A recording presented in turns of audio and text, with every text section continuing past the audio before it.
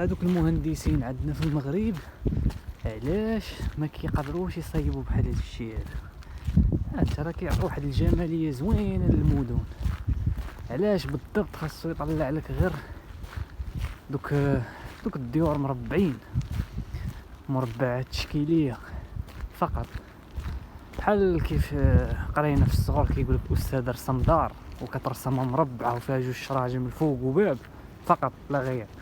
صافي هادشي اللي كيعرفوا هما بحال التفنن هذا في الديور وكذا ما كاينش، فهمتي؟ العفو والله العفو.